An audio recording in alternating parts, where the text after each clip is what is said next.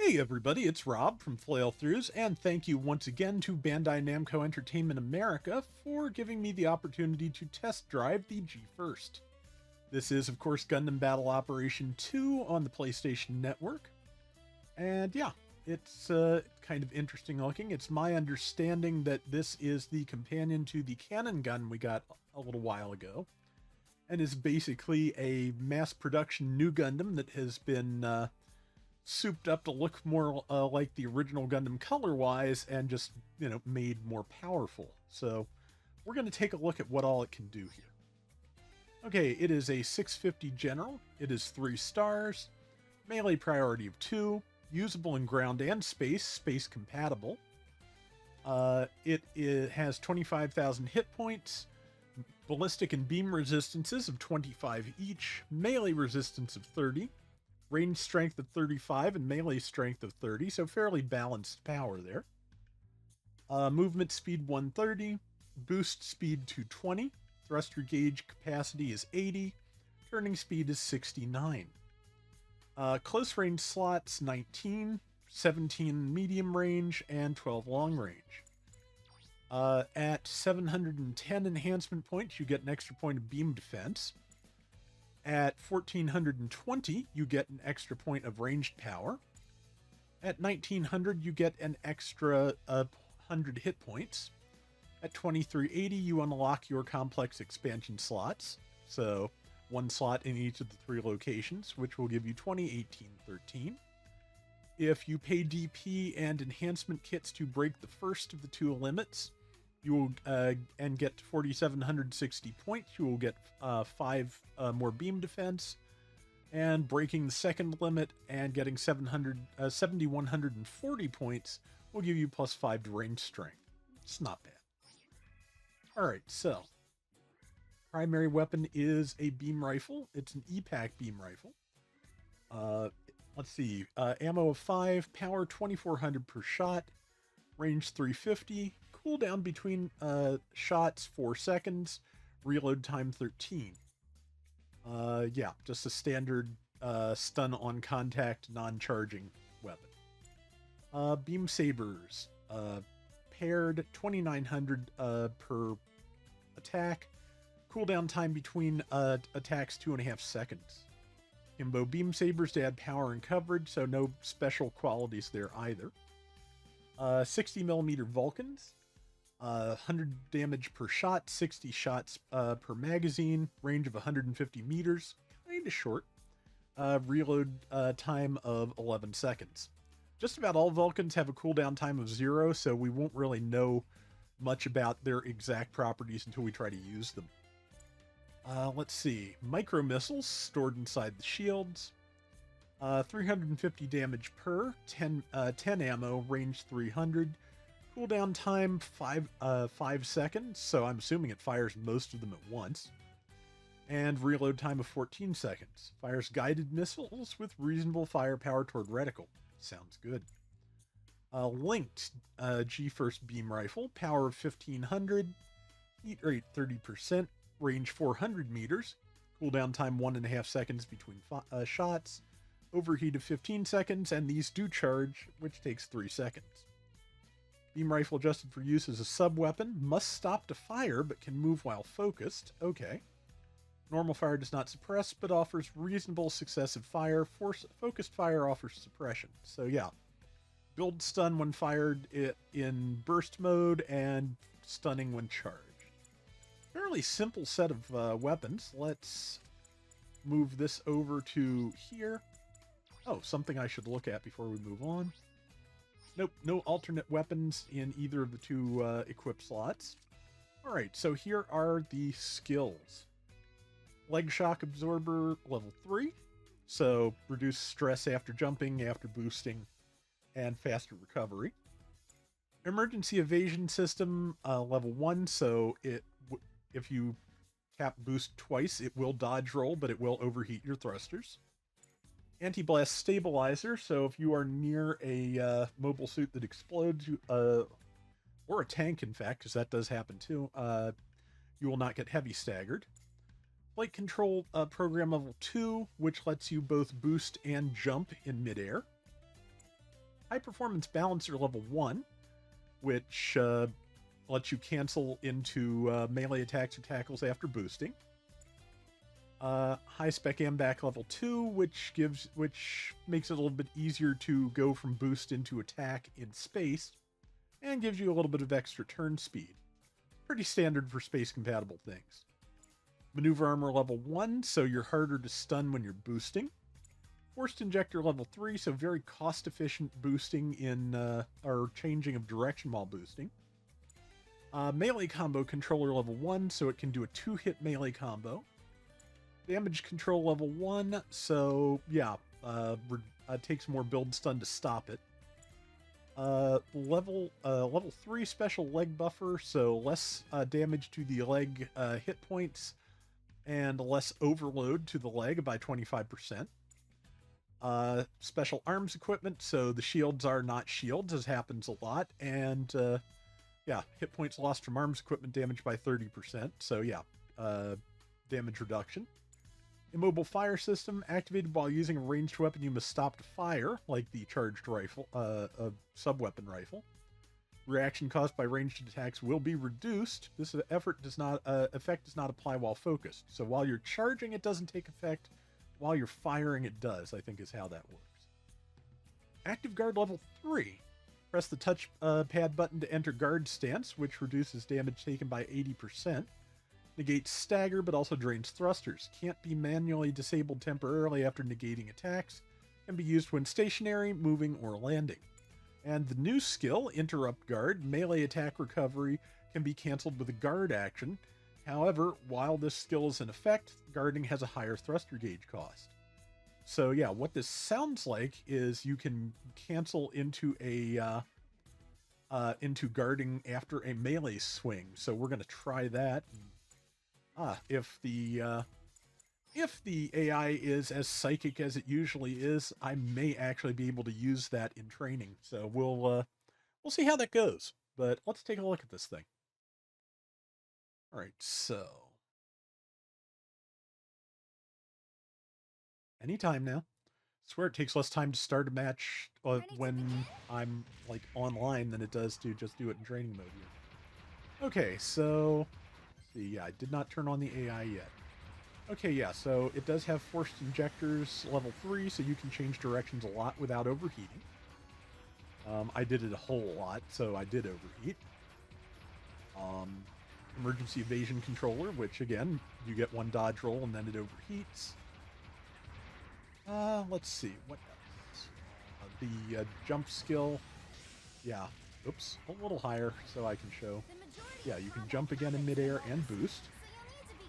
And yeah, that should be all the mobility-based skills for now. Alright, so the beam rifle against a level 500 general, which this also being a general but 650. 2624. Stuns, that's good. Let's see. Let me see how much stun damage it does against a Zoc, and then we'll move to the next weapon. And stun damage against a Zoc is very little. Maybe like a sixth of a meter. Yeah, not going to stop the thing on its own, but possibly in tandem with other weapons. Missiles. Okay. They just all more or less fire at once, it looks like. I'm going to try that again, but I'm a little bit, I'm not 100% sure how this works, so may as well keep going till I do. Okay, yeah, it just fires them all in a rapid stream. Try that on the Zoc to see how it does against things with stun resistance. And then we will move to the next one. Okay, interesting. The whole set of missiles, they must have instant stun because that is not enough to stop a Zoc. Either that or the Zoc got buffed with damage control. I have not looked at the buffs yet, so I don't know. Okay, the sub-weapon version of the beam rifle. Yeah, you have to stop to fire it, but it does do significant build stun. Let's try that against the Zoc and see what we get. 3. Okay, yeah, that's enough to stun a Zoc. That's good. Let's charge it and see what kind of damage it does to the Gundam. And I kind of want to get a different angle so I can judge it if it pierces. This should work. Okay, that was a kill, and yes, it pierces, so that's good to know. Okay, let's see how much stun it actually applies to a Zoc here. To a Zoc, it actually stuns Zoc charged. That is interesting. Like, I'm pretty sure it didn't heavy stagger the gun. Well, charge shot killed the Gundam, so I can't say that for sure. Let's find someone else and try that against them, because, yeah, that may, the way that reaction was for the Zoc, it may actually heavy stagger things without stun defense. Let's find out. Boom. Yes, it does. Okay, yeah, so that's a when that's charged, it heavy staggers. The way the stun defense works on the Zoc's skill and on maneuver armor is that generally any attack that's not a tackle or a knockdown will be dropped one level of stun. So if it's a normal stun, you'll just like flinch a tiny bit. Like, it can interrupt you if you're getting ready to attack and do it at the exact moment the thing hits you, but it won't stop you in place or anything. If it would heavy stagger otherwise, it becomes a normal stun like that. So yeah, that's pretty useful. Yeah. That, and let's see, the Vulcans, pretty rapid build stun. That's good. Looks like they fire paired, so we'll try that on the Gundam in a second and see how fast that happens, but it's looking pretty good. Right, and yeah, relatively quick. Quick enough that if you are boosting around to follow something, you can do it. Ah, and there is something I need to test. Can you fire the missiles while boosting? No. Okay. I didn't think so, but yeah, no, can't do it. Alright, so, yeah, and of course, as we saw, both charged and uncharged, that weapon is stopped fire, so. Let's see. I guess next we will test melee. Yep, it has double melee. Let's see. Left, right. Oh, very spinny there. Like, that is a wide swing. Okay, so neutral looks like, okay, that. And it has the standard cross swing as its downswing. Alright, so that, as far as I can think, the only thing that leaves me needing to show off is active guard. You hit the touchpad. If you're boosting, it will not go into it. You have to let go of boost. It does cost thruster gauge while you're doing it. So, yeah, let go of boost and you will be able to go right into it. But if you're still holding boost, it will not. So, that's a mistake I make with the active guard skill a lot. That's probably why I'm not very good at it.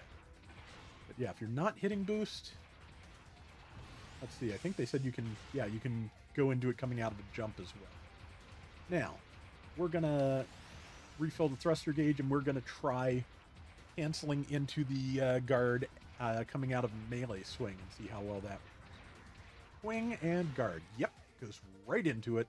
You can see it does make the meter go a little faster, it seems like. So, but yeah, so the idea seems to be that you can protect yourself from tackles that way.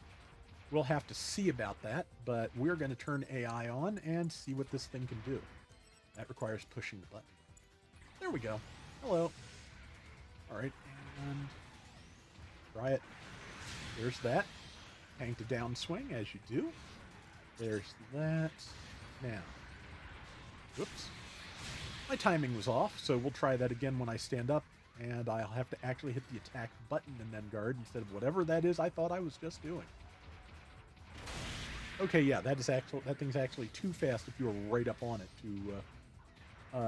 to guard a tackle. I need to move back a little bit. I'm gonna try and be far enough back to beta tackle, hopefully. I'm not confident in that, but I can at least guard that. And okay, but the good news is, yeah, if I stun something, oops, ran out of boost. Yeah, so as always, you have to watch your thruster gauge. If you're going to be using a lot of active guard, building for thruster capacity is not the worst idea. There! Yeah, so from a great enough distance, you can do that. The question is, I'm trying to hit Dark Souls controls like a... Okay, but the question is, as always, a question of timing. That's going to be affected by spacing, the relative mobile suits. Okay, yeah, it looks like it started even before the animation happened, which is great. Okay, yeah, and again, if you're not boosting and you're fast enough on that guard button, you can tank down swings with this very, very easily. Nope, okay. Try me again. No. Right, and there we... Nope, too close. Yeah, so it's going to be, like I said, that's going to be very situational, and once you get, you know, the good old GBO2 latency in into the mix, you know, that is going to be a very, very, you know, a potentially very situational. Okay, well, it was actually very useful that it kept me in guard pose there, because I let go of the button long before that actually connected. So, yeah, and that's how much of a combo it takes to stop the Zoc. Rifle into missiles into Vulcan is what that took. So that is pretty much like almost your whole arsenal trying to stop it. The burst fire, though, pretty good. So, all right, Gundam, come around the corner, and we'll try this one more time. Or Zocs come around the corner, and I'll leave. Thank you. Let's go track down that Gundam. I want to see what happens. Again, I just want to get a better feel for the timing, but it's definitely a useful skill, but yeah, I don't know. Nope, not enough. That was good, though. All right, and drop it a little more. Nope, okay. Yeah, I'm trying to get the timing on this right, but it's very, yeah. Nope. The good news, you know, there's good and bad news. It is going to be different when you do it in a match because, one, again, latency, and two, unlike the CPU in this in these rounds, the other player generally not going to be a mind reader. I mean, I've had enough moments where I'm saying, "How did you know I was going to do that? I didn't know I was going to do that." But even so, but yeah, I think this is pretty good. It seems like a solid 3-star. That is definitely a ability you can catch people by surprise with. And the one thing that I would like to test, but I'm betting probably will not quite work. Let's see if I can isolate the Gundam and do that. But yeah, I have a specific idea of how this could be used, and I want to see if it'll work. But I have a feeling I'm not going to be able to find out, which is, can you beta tackle? Oh yeah, we haven't seen the counter tackle for it yet either. So yeah, that's two things I need to do before we wind up. There's that. Okay, yeah, so, but yeah, what I want to try and do, see if it works, is beta tackle, guard it, and then counter tackle while they're mid-combo. That is, again, that may not be as illustrative as I'd like, since I have auto counter turned on so we can see, but hey, you want to tackle me? Of course you want to tackle me. Do it. No? Man, this Zoc has nerves of steel, and it's annoying. Okay, got that, and yeah, of course we don't get counter animation with the Zoc, and it wasn't trying to melee, so. But yeah, like, if I think I'm actually thinking about this kind of wrong. You know, people aren't necessarily going to go into melee after they attempt to tackle you. If you start meleeing and somebody else, you know, counters with their melee, and I want to see if you can get out of the guard and try it. Not effectively, at least not. Yeah, since it has that that, you know, like that locking in place that happens after you guard something. I don't think you'll be able to guard half of a combo and then counter on the other. But I do want to try. Come on.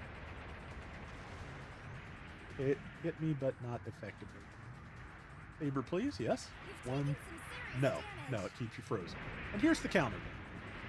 Okay, it gets the Cubilee's kickflip, I believe it is. Is it Cubilee? I know there's something else that has used that kickflip. I don't remember exactly what it is, but I know it's real. But yeah, was it Cubilee? Don't remember. But you get the idea. It's been forever since I played Cubilee, so I like that animation, though. I feel like if you're going to do a close-up on the animation, counters should always be a little bit extra. But Oh, and I am out of feet. All right, but yeah, that is the G first. Looks like it's going to be pretty good. Good luck to everybody that wants it. And until next time, everybody take care and have fun. Later. Oh yeah, Gundam has priority 3 and I only have 2, so that's why that happened.